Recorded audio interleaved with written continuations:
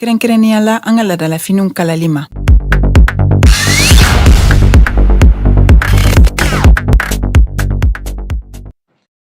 Joliba Jabarani filɛbaw an ka foli ani tanu ni an b'o ta ka di aw bɛɛ lajɛlen ma limana jɛrɛjɛkulu cɛ ani muso denmisɛn ani mabakɔrɔba limanaw aw bisimila aw ka jɛmukan kɛnɛ kan min ye kunnafoni gafew lakali ye o ye jɛmukan ye min bɛ sigi don o don ka daminɛ ntɛnɛn fo ka se juma ma nin waati mana se ka ban limanaw an bɛ kɛnɛ ka walasa gafew mana bɔ kunnafoni gafew de ko don ka se ka lakale bamanankan na limanaw aw bɛɛ bɛ se ka faamuya sɔrɔ a la cogo min na y'an sigilen o de kɛnɛ kan an bɛ foli di bɛɛ lajɛlen ma minnu bɛ k'an filɛ Jabarani kan minnu bɛ k'an lamɛn arajo Joliba sanfɛ Bamako yan Segu Sikaso ani Mali fan caman fɛ minnu fana bɛ k'an filɛ an ka bɔlɔlɔw sanfɛla la limanaw an b'aw bɛɛ lajɛlen fo dantɛ foli min na bi ye alamisa ye a bɛ bɛn juillet kalo tile 6 ma san 2023 limanaw gafew caman bɔra bi l'essor bi yan min ye info matin ale bi yan le soir de Bamako bi yan Nouvelle Horizon bi yan min ye les échos ye ale bi yan fo ka taa se l'indépendant ma nin fasiridi sɛbɛn damadɔ an bɛna ninnu de lakale aw bɛ se ka faamuya sɔrɔ cogo min na limanaw an b'a daminɛ ni jamana ka fasiridi sɛbɛn yɛrɛ n'o ye l'essor ye a kumana dɛ a ko n'i ye jateminɛ kɛ gouvernement kura min sigira sisan ayiwa ni a jiralen bɛ k'a fɔ baara belebelebaw de bɛ yen minnu bɛ k'u makɔnɔ o de la ministres ka laadala ɲɔgɔn ye n'o ye conseil des ministres ye ale kɛra kunungo nin kun ye ministre dɔw siɲɛ fɔlɔ ye o conseil des ministres in kɛnɛ kan a sen fɛ min ye jamanakuntigi ye ale kɔni ye ayiwa kuma caman fɔ ani ladilikan caman jamana yɛrɛ baara kan ka taa sira minnu kan a y'i da don o bɛɛ lajɛlen la limanaw a jirala k'a fɔ jamanakuntigi ka kumaw la ko baara ka se ka kɛ jamanadenw ka se ka wasa sɔrɔ ministre kura ninnu ka baara la hali ni kɔrɔlen minnu bɛ yen a yiralen bɛ k'a fɔ yɔrɔ minnu bɛ yen n'olu langolonyara limanaw olu ka se ka ayiwa fa kɛrɛnkɛrɛnnenya la kuma bɛ mun kan o ye MINUSMA ka tagaliko de ye yɔrɔ MINUSMA ale bɛna taa MINUSMA bɛna yɔrɔ minnu langolonyalen bila baara minnu bɛ yen n'olu bɛna to MINUSMA kɔfɛ ayiwa ko gouvernement kura in k'i jija a ka se ka olu lafa ani fana ayiwa baara minnu kun tigɛlen don sisan yɛlɛmani yɛrɛ bolo ma an ka jamana kɔnɔ a yiralen bɛ k'a fɔ ko ayiwa gouvernement in k'i jija o yɛlɛmani bolo ninnu ka se ka olu fana lafa a kɛra politiko nasiraw ye o a kɛra yɛrɛ jamana jɔli nasiraw ye o Mali kurako kuma min bɛ ka fɔ hali sisan ayiwa ministrew kana saliya a baara la o la sa nin kɛra jamanakuntigi ka hakilaw ye kuma in yɛrɛ fɔra ayiwa premier ministre de fɛ n'o ye docteur Choguel Kokala Mayiga ye ayiwa conseil des ministres tɛmɛnen kɔfɛ ale kɔni ye kibaruya caman di ayiwa min ye kunnafonidilaw ma a sen fɛ a da donna kuma caman na limanaw a ko bi bi in na jamanadenw caman de sigilen bɛ ka gouvernement in kɔnɔ n'i y'a lajɛ i n'a fɔ jamanakuntigi y'a fɔ olu yɛrɛ ministres ye cogo min na u ka taa ni sira min ye ayiwa docteur Choguel Kokala Mayiga y'a jira k'a fɔ jamanakuntigi ka fɛla la ko gouvernement kura in n'o ye ayiwa transition gouvernement kura in ye ale Choguel yɛrɛ bɛ min ɲɛma a jiralen bɛ k'a fɔ ko n'i y'a lajɛ bi Mali kɔni sigin bɛ ayiwa diɲɛma de bɛ ka Mali lajɛ ayiwa n'a ma ɲɛ k'a fɔ an bɛ o lahalayaw kɔnɔna la min ye gouvernement ye a kan k'i jija a fɔra min ma ko souveraineté malidenw ka disi gosi u ka yɛrɛma hɔrɔnya ko la ani fana ko n'i y'a lajɛ fɛn saba bɛ yen ayiwa gouvernement in kan k'i jija o de kan ka kɛ gouvernement in ka ayiwa taabolo yɛrɛ ye baara fɛn fɛn bɛ yen n'u b'o kɛ ayiwa o baara ayiwa hakilila min bɛ yen n'o bɛ jamanakuntigi la wa n'o ye ayiwa jamanadenw de ka fɛlɛ ye o de ye ko ayiwa yɛrɛma hɔrɔnya min n'o taara ani jamanadenw kana jagoya k'u don da fɛ da min man di u ye ani fana jamanadenw ka nafa ye min ye ani jamana tɛ se ka jagoya fiyewu k'a k'i tɛgɛ don maa bolo maa min man di a ye ayiwa jamana de bɛ baara kɛ ni maa ye a ka nafa bɛ maa min kunna ni hakililaba saba ko ministrew kan k'u jija u ka baara kɛ ni nin hakilila ye u mana fɛn fɛn kɛ u ka nin bila u ka baaraw ɲɛma MINUSMA ka tagaliko min n'an y'o fɔ docteur Choguel Kokala Mayiga ko o de la k'a fɔra gouvernement maa bɛɛ lajɛlen ye ayiwa jamanakuntigi fɛ ko a fɔra k'a fɔ MINUSMA bɛna taga kuma in fɔlen maa caman kɔni bɛ ka kuma k'a fɔ ayiwa MINUSMA mana taga gɛlɛya bɛ na jamana kɔnɔna la wa minnu yɛrɛ ni MINUSMA tun bɛ baara la k'olu caman bɛ yen olu bɛna gɛlɛyaw sɔrɔ ko jamanakuntigi ko ministrew ma u k'u jija minnu bɛ yen n'olu ni MINUSMA tun bɛ baara la ɲɔgɔn fɛ ayiwa k'u bɛna ayiwa jɛrɛ dɔ yɛrɛ kɛ a tɛna mɛn u ni ministrew cɛ minnu bɛ yen ni olu ni MINUSMA tun bɛ baara la k'u kana saliya u kana a fɔ k'a kɛ i n'a fɔ jamana tina jɔ u kolo kɔrɔ walima jamana tina u dɛmɛ MINUSMA tagalen kɔfɛ ko jamana bɛna fɛɛrɛ bɛɛ lajɛlen kɛ k'a jɔ u kɔrɔ wa baara min bɛna kɛ a bɛna kɛ sababu yɛrɛ ye k'u dɛmɛ ni MINUSMA ka baara ɲɔgɔnya bannen kɔfɛ ko nin ye fɛɛrɛ damadɔw ye minnu bɛ yen ni u bɛna sigi sen kan walasa gouvernement jamana a kana kɛ gouvernement ye min ni jamanadenw bɛ fɔ u jigi kɔ u ka baara la o de la ko jamanakuntigi colonel Asimi Goita jamana a ye ladilikan caman de fɔ min ye conseil des ministres fɔlɔ min kɛra kunun ni a jarala k'a fɔ baara tɛna bila k'a fɔ de ko ministre kuraw nana walima ko ministre kuraw nana ko baara bɛna sigi walima a bɛna jɔ o tɛna kɛ baara a bilala yɔrɔ min na a bɛ ta yen nɔ walasa ka se ka jamana baara ka sigi a sen kan kunnafoni filɛ nin ye Dieu ni jama jamana a ye nin sɔrɔ ale de bolo l'essor kɔnɔ bi sɔgɔmada in na aw bonya b'a la.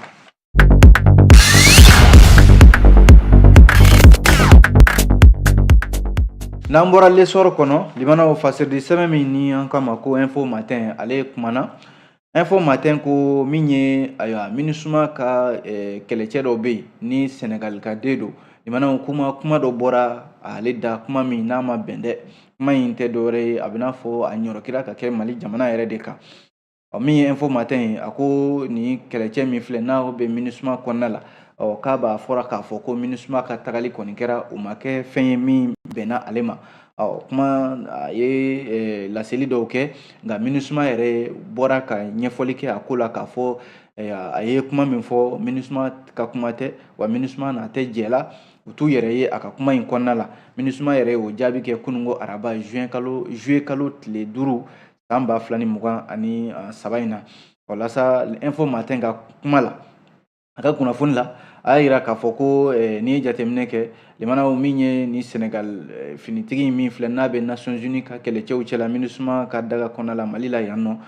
limanaw a bɛ n'a fɔ cɛ in a bɛ kuma la waati min na a sɛbɛkɔrɔ dimine de kun don sabu a ko n'i y'a lajɛ kuma minnu bɔra a da limanaw ko MINUSMA ka tagali min n'o bɛ sen na ni jamana ɲɛmɔgɔw ni MINUSMA yɛrɛ bɛ wulikajɔ sugu bɛɛ la ayiwa u bɛ se ka taa bonya ni karama kɔnɔna la cogo min na yanni don min fɔra décembre kalo natɔ in tile 31 yanni o don cɛ limanaw ni cɛ in de bɔra ka kuma caman fɔ Mali jamana ma ayiwa ko Mali jamana denw kɔni sago sɔrɔla sa k'u ko MINUSMA ka taa ka b'u ka jamana kɔnɔna la limanaw a bɛ kuma nanzarakan na n'o ye français ye a bɛ tila ka dɔ fana fɔ wolofɔkan na a ye kuma min fɔ ja dɔ de don video dɔ de don limanaw a bɛ taa miniti 5 ɲɔgɔnna de la min ni o kɔni bilala réseaux sociaux sanfɛ limanaw a ma ka a ka ŋaniya juguya limanaw a m'o dogo fiyewu ka ɲɛsin Mali jamana ma sabu dusukun gɛlɛya min b'a la ka ɲɛsin Mali jamana ma a y'a bɛɛ lajɛlen da kɛnɛ ka ja in kɔnɔna la a ko MINUSMA ka mandat min n'a banna ni juin kalo tile 30 tɛmɛnen in na a ko Mali jamana ɲɛmɔgɔw yɔrɔ olu k'olu kun y'a ɲini de ko kalo 3 ko kalo 3 ko de kun dira MINUSMA ma ko nka ko ONU de ye laɲini kɛ ko kalo 3 in ka dɔgɔn ko k'a kɛ kalo 6 ye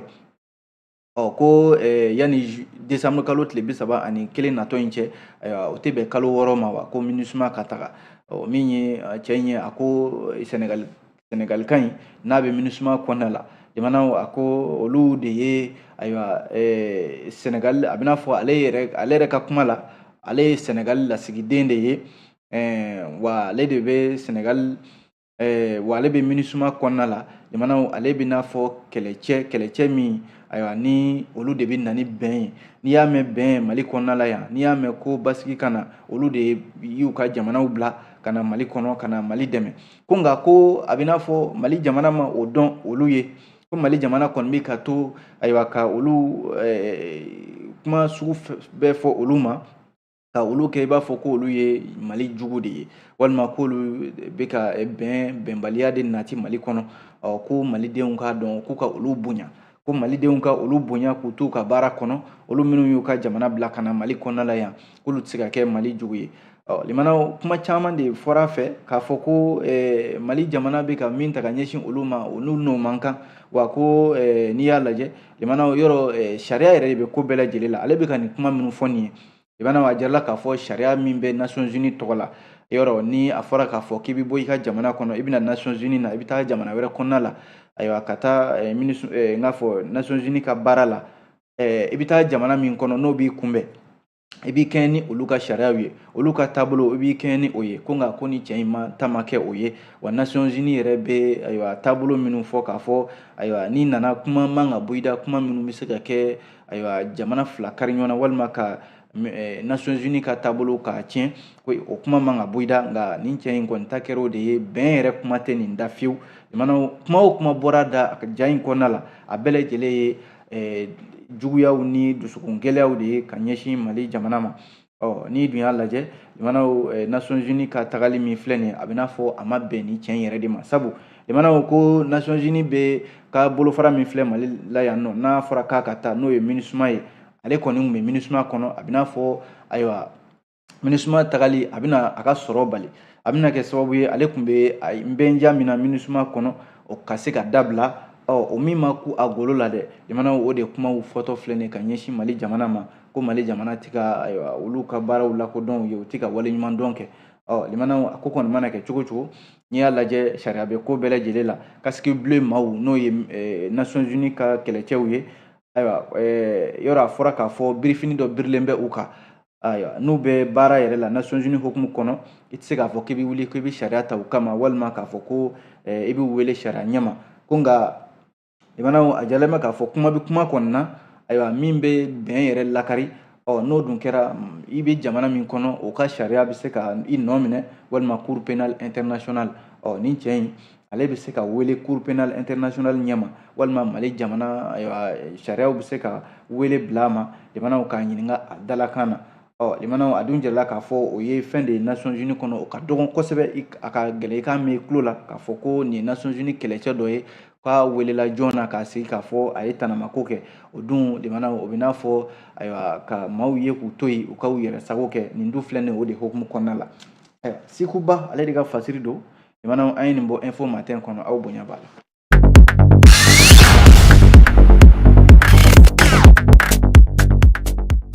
N'an bɔra yen nɔ fasiridi sɛbɛn min n'an k'a ma ko le soir de Bamako ale y'a jira k'a fɔ ko min bɛ nin waati in na nɛgɛjuruso fila min bɛ Mali kɔnɔna la n'o ye Orange Mali ni Malitel Move Africa Malitel ko nin cakɛda fila in a jaralen bɛ k'a fɔ u kan ka nafolo kasabi min sara ayiwa n'a bɛ se miliyari 115 ani murumuru 3 ma a jarala k'a fɔ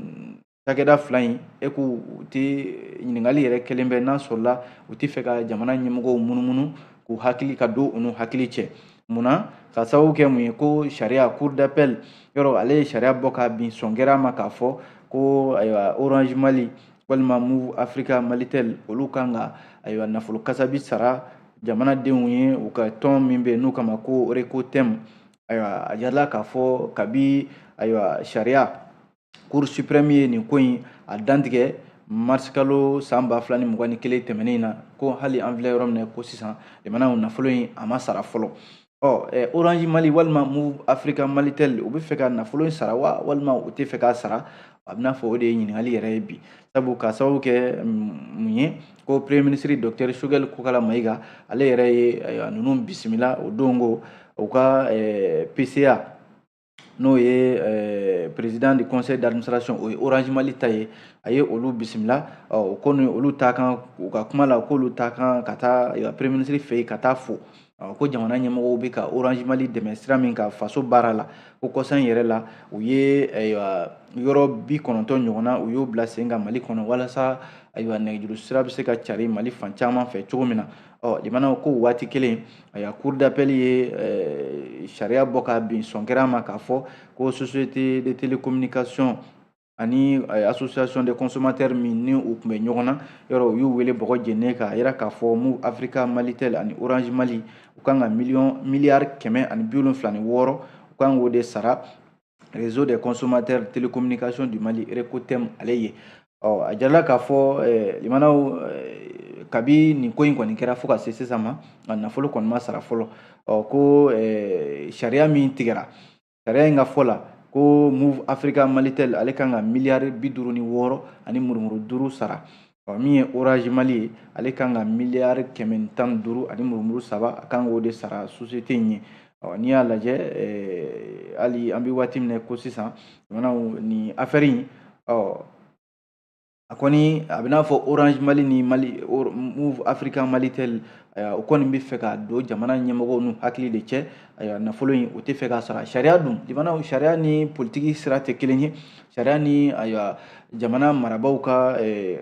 mara man ka ɲami ɲɔgɔn na sariya ma min fɔ o de kan ka kɛ an b'o de dabolo ka bi n'a fɔra k'a fɔ ko ninnu taara premier ministre fɛ yen waati kelen sariya kɛmɛ k'u ɲangi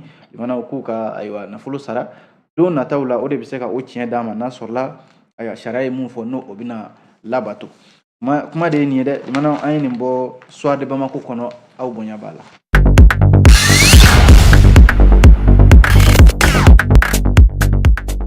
Fasɛrɛdi sɛbɛn min bɛ yen n'an k'a ma ko Nouvel Horizon ale kumana a y'a yira k'a fɔ ko min bɛ tali kɛ Ogosagu PEL n'o ye Ogosagu fulaw ye ani min ye Ogosagu Dogon a jirala k'a fɔ ko nin dugu min filɛ nin min bɛ tali kɛ jawuli ani hakili wuli de bɛ nin waati ninnu na a jirala k'a fɔ Ogosagu PEL ani Anbasagu yɔrɔ Bamanciw a bɛ n'a fɔ u bɛ ka ɲɔrɔki ka kɛ nin dugu in kan sisan dɛ Nouvel Horizon ka fɔ la yɔrɔ maaw ma ɲinɛ san 2019 min ye Ogosagu ye Bamanciw taara ben nin dugu in kan ka u ɲɛ dara maaw ma ka u y'o bɔnɛ o nin na wa u ɲɛ dana maa mago ɲɛ fɛn fɛn fana ka u y'o tiɲɛ ka dugu kɛ tonbo ye a donni kama jamanadenw caman misigira nin waleya in na kosɛbɛ a jirala k'a fɔ o waleya kelen waati laban in na o de bɛ ka taga ɲɛsin min ye Ogosagu ma a jirala k'a fɔ Ogosagu min filɛ nin Bayaŋara mara la ko walejugu min kɛra yen kɔsa in na ni u ka dugutigi yɛrɛ u y'o bɔnɛ a nin na a jirala k'a fɔ a ye dugudenw siran dugudenw caman de ko k'olu tɛna sigi Ogosagu bilen bɛɛ ko k'u bɛ wuli k'u bɛ taa Sevare dugu de kɔnɔna la ka sababu kɛ jatigɛ yɛrɛ ye min ye u ka alimami yɛrɛ ye alimami kanto k'a fɔ ko nin y'a san 5 ye olu bɛ k'a ɲini ka bila lakana kɔnɔna la ko nin y'a siɲɛ 3nan ye u bɛ wuli k'u sɛgɛrɛ ka u ka mɔgɔw bɔnɛ o nin na alimami de ko gouverneur ma sa gouverneur min bɛ Bayaŋara mara kunna ko n'o ye Mohamed n'a fɔ Sidi Mohamed El Béchir ye yɔrɔ ale yɛrɛ taara dugu in kɔnɔna la ka taa tasibila jamana ɲɛmɔgɔw tɔgɔ la dugutigi min fagara ani maa minnu fagara kɔsa in na Bamanciw ka walejugu la ka taa dugawu ta k'u sɛgɛrɛ jamana tɔgɔ la a yɛrɛ ye su kelen kɛ yen nɔ a sira ye walasa ka kuma Ogosagukaw fɛ k'a f'u ɲɛna ko u bɛ fɛ ka hakilila min ta ka dugu bila pewu k'a fɔ k'u bɛ t'u sigiyɔrɔ wɛrɛ k'u ka to u sigiyɔrɔw la sabu ko n'u wulila ka bɔ u sigiyɔrɔ la o fana ye gɛlɛya dɔ faralen dɔ kan nka Ogosagukaw y'a jira k'a fɔ nin tɛ olu fɛla ye o hakilila tɛ olu fɛla ye olu kɔni sirannen de don bi sabu Bamanci wale tigilamama minnu bɛ ka nin walejugu kɛ u kalenkan de ko f'u ka dugu in ci maa ma sigira a yɔrɔ la u fɛ ka bɛɛ lajɛlen bɔnɛ a nin na o bɛ ko min na Ogosagukaw ko olu tɛna sigi k'o ko la sabu Bamanciya wale min taara ka u sɛgɛrɛ san 2019 fo sisan sariya ma se ka ko bɔ o la o tigilamaw ma se ka minɛ fɔlɔ hali an bɛ waati min na ko sisan o ɲɔgɔnna walejugu de bɛ ka taga u sɛgɛrɛ u y'a jira k'a fɔ olu kɔni bɛ dugu bila u bɛ taa Sevare u bɛ t'u sigi min ye Bayaŋara gouverneur ye Sidi Mohamed El Béchir ale kɔni n'u bɛ kumaɲɔgɔnya la a dun jirala k'a fɔ walejugu in a kɛra sababu yɛrɛ u ka dugutigi o bɔnɛna u nin na siran de bɛ senna yɔrɔ kofɔlen ninnu na fasiri ka kuma la a jirala k'a fɔ min ye Antonio Guterres ale min ye diɲɛ kɛlɛ tɔnba ka kotigi ye ale ye jate dɔw bɔ kalo 3 laban tɛmɛnen ninnu na k'a fɔ ko min ye juillet kalo tile fɔlɔ san 2022 ka taa bila mai kalo tile 22 san 2023 la ko maa 1000 ni maa 2 ayiwa olu de fagara min ye maa 400 ni maa 45 olu joginna ka sababu kɛ min ye Bamanciya wale i n'a fɔ mugu minnu bɛ don dugumakolo jukɔrɔ wa fana ko kɔsa in na dɔ bɔra o hakɛ la ka sababu kɛ min ye Nations Unies ka kɛlɛcɛw olu ka wulikajɔw ye n'i y'a lajɛ limanaw maa minnu fana wulila ka bɔ u sigiyɔrɔ la k'a sababu kɛ gɛlɛya ye dɔ de farala o maa hakɛ kan nka a jirala k'a fɔ mali armée ka wulikajɔ la kɔsa in na a kɛra sababu ye ayiwa dɔ bɔra nin hakɛ ninnu na nka o n'a ta o ta limanaw ko waati laban in na min ye moti mara n'o ye cɛmancɛ ninnu ye ko bamanciw u bɛ ka ɲɔrɔki ka kɛ dugulamaw kan o dun kun sumayara kosɛbɛ u ta kun kɛra u taa bɛn ayiwa armée ka dagayɔrɔw de kan nka kɔsa in na min filɛ nin ka kɛ Ogosagu ko nin kɔni ye taabolo kura wɛrɛ ye min bɛ ka daminɛ jamana ɲɛmɔgɔw kan k'u hakili to nin na kunnafoni filɛ limanaw an ye nin bɔ fasidi sɛbɛn Nouvelle Horizon kɔnɔ aw bonya b'a la.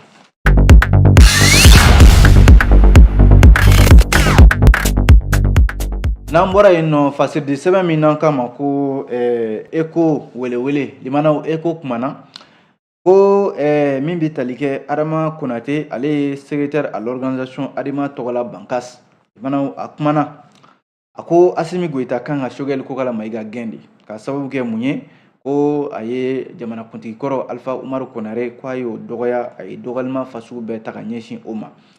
Eco welewele y'a jira k'a fɔ ja dɔ kɔnɔna la ayiwa min ye ja in bɛ taa miniti 2 ni seconde 29 ɲɔgɔnna de la Choguel Kokala Mayiga limanaw ko a bɔra ja dɔ kɔnɔna la ayiwa kuma si tɛ yen k'a ma min fɔ jamanakuntigi kɔrɔ Alpha Umaru Konare ma ko Choguel Kokala Mayiga ka nin bɔli limanaw ko a bɛna fɔ a bɛ k'a yɛrɛ sigiyɔrɔ de makaran a bɛ jɔyɔrɔ min na sisan a bɛ ka o jɔyɔrɔ de makaran Adama PASJ n'o ye Adama Konate min bɛ ka kuma o y'a ka tɔn ye a ko Adama ma tɔ foyi to nin kuma in tan sabu Adama fana y'a kɔn kosɛbɛ kɛrɛnkɛrɛnnenya la Adama Konate min n'ale ye secrétaire à l'organisation ye Adama Tɔgɔla Bankas mara kɔnɔ ale kɔni ye hakililajigin de kɛ ka welewele dakan bila jamanakuntigi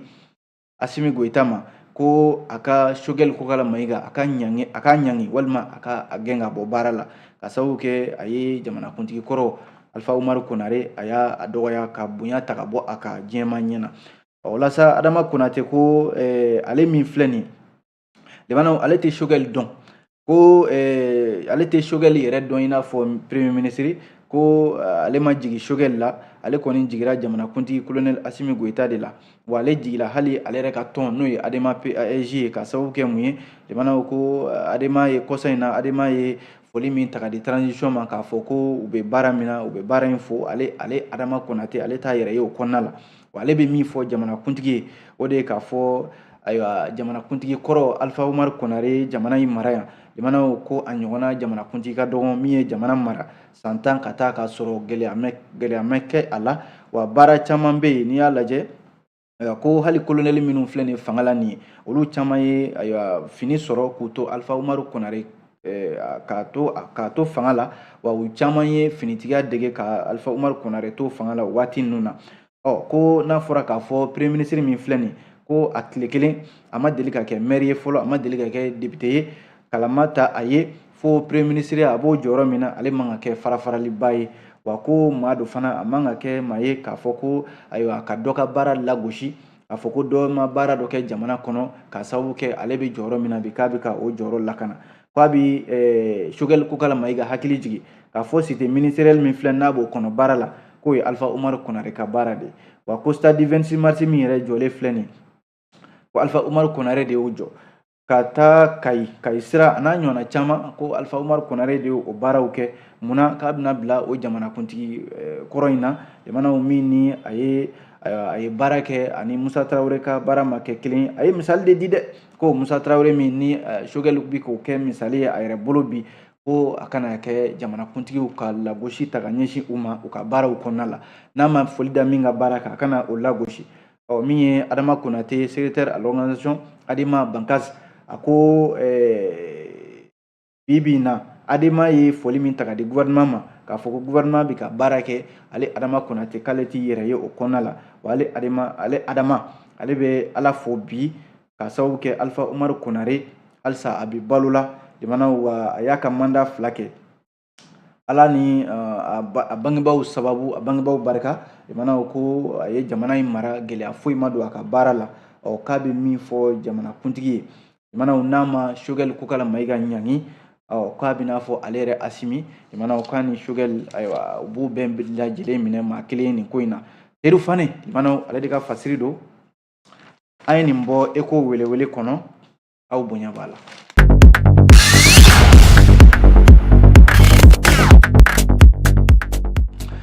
Limanaw an b'a kuncɛ ni fasiridi sɛbɛn min ye o ye l'indépendant ye a jarala k'a fɔ l'indépendant kɔnɔna la ko nin ye wale dɔ de ye min kɛra ka ɲɛsin sobolila dɔ ma o tun bɛ fɛ k'a bɔnɛ a ni yɛrɛ la nka limanaw si ka ca a jarala k'a fɔ ko soboli kɛnɛ min n'o ye champ hippique min filɛ Bamako yan nɔ ko sobolila min n'o bɛ Sila Transit tɔgɔ la k'a ka sobolila dɔ k'o ye muru turu Kalifa Tarawele tɔgɔ dɔ de la tun bɛ fɛ k'a bɔnɛ a ni na kunnafoni yɛrɛ dira kunungo araba juillet kalo tile 5 kunnafoni kɛnɛ dɔ senfɛ min bɛ tali kɛ écurie Baraweli Chelsea o ye soboli jɛkulu dɔ ye olu ka degeli karamɔgɔ Lamine Jalo ale de ye kunnafoni di a ko Kalifa Tarawele n'o ye écurie Baraweli Chelsea o sobolila dɔ ye ko a jarala k'a fɔ nin waati in na ayiwa ko min bɛ soboli kɛ Sila Transit tɔgɔ la n'o ye Burama Tolo ye a n'a jɛw k'olu de tun bɛ fɛ ka Kalifa Tarawele bɔnɛ a ni na jamana waleya yɛrɛ kɛra ayiwa soboliba min n'o o kɔfɛ min kɛra n'u kama Grand Prix de la Nation o tɛmɛnen kɔfɛ o kɛra juin kalo tile 15 tɛmɛnen na ko o sufɛla yɛrɛ fɛ juin kalo tile 19 ka dugu jɛ tile 20 na o sufɛla fɛ nɛgɛ kanɲɛ 2 waati ka taa bila kanɲɛ 3 la su genge min ye ayiwa Sila Transit a ka sobolila n'o ye Burama Tolo ye a n'a taamaɲa tɔw k'u filɛ nin ka jɛjugu dɔ de labɛn o y'a sɔrɔ Kalifa Tarawele a dalen bɛ sunɔgɔ la jamanaw k'u wulila de ka taa maramafɛn n'o ye muru ye k'o ta k'o turu a la jamanaw min ye tɔgɔ yɛrɛ dɔw fɔlen bɛ a ko la yan n'o ye Aruna Bubakar Ba ani Brehima ko ni maa damadɔ olu de ye wulila ka min ye tanamako ta ka ɲɛsin sobolila in ma n'o ye Kalifa Tarawele ye a yirala k'a fɔ limanaw u tun bɛ fɛ k'a bɔnɛ a ni na nka ala ni degeli karamɔgɔ yɛrɛ n'o ye Lamine Jalo ale yɛrɛ kun dalen bɛ soboli yɔrɔ in na yen nɔ sufɛla fɛ olu kɔni wulila ka na dɛmɛ ta ka sɛgɛrɛ u y'a ta ka taa n'a ye dɔgɔtɔrɔso la n'o ye Kalifa Tarawele in ye écurie Baraweli Chelsea ka se k'a furakɛ limanaw a jarala k'a fɔ kunnafoni nasira la ko sariya kɔni wulen bɛ a bɛ ka nin ma ko fɔlen ninnu ɲini sabu u tun bɛ fɛ ka cɛmisɛnnin n'o ye Kalifa Tarawele n'o ye sobolila in ye u tun bɛ fɛ k'a bɔnɛ a ni na de kunnafoni de l'indépendant ka kunnafoni don limanaw ko bi biennale n'o ye an ka seko ni dɔnko o bɛ dayɛlɛ bi Mopti bi alamisa a jarala k'a fɔ biennale artistique bi juillet kalo tile 6 Moptikaw fɛ yen a baaraw bɛ dayɛlɛ ayiwa min ye stade Barima Bokum la jamanakuntigi colonel Asimi Goita ale ka yamaruya kɔnɔna la docteur Choguel Kokala Mayiga premier ministre ale fana bɛ kɛ yen nɔ ka taa se an ka seko ni dɔnko sɔrɔfɛ kɔnɔ caman ma i n'a fɔ Salifu Keita yɛlɛkokɛla Abibu Danbele ni dɔw kama Gimba ani chorégraphie kɛlaw ni baaraw kun tigɛra min ye baaraw bɛ to senna sufɛla fɛ limanaw ka se k'a kuncɛ ko Mopti Yuwaru kunungo araba nɛgɛ kanɲɛ 14 waatiw la l'indépendant ka kunnafoni la kɛnɛyaso min n'o ye CCRF ye min bɛ Yuwaru mara kɔnɔna la ko a baarakɛlaw ko bamaciw ye a dɔw jaso ka taa ni u ye a bɛ se maa 4 ɲɔgɔnna de ma min ye CCRF ye a filɛ nin ye Anbiri Habe o dugu de kɔnɔna la nin bɛɛ lajɛlen bɛ ɲɔgɔn sɔrɔ commune min n'o ye Dirima o commune kɔnɔna la ko kabi u tununa hali sisan kibaruya kɔni ma dɔn u tununi la kunnafoni filɛ nin limanaw l'indépendant ka kunnafoni don a bɛ dansigi kɛ kunnafoni di gafew kɔnɔ kuma la bi an bɛ ɲɔgɔn sɔrɔ a sini gafe kuraw mana bɔ an n'u lakale ni ala sɔnna kuma an b'a fɔ k'an bɛ diɲɛ waati wɛrɛ. Ni kun y'aw ka kunnafoni gafew kɛnɛ ye ni Balimaya Couture ka dɛmɛ ye Balimaya Couture ka baara ɲɛsinnen don kɛrɛnkɛrɛnnenya la an ka ladalafiniw kalali ma Mamadu Tarawele fɛ yen ni bɛɛ ko Maduba nɛgɛjuru sira 76 13 63 88 66 66 51 51 37 97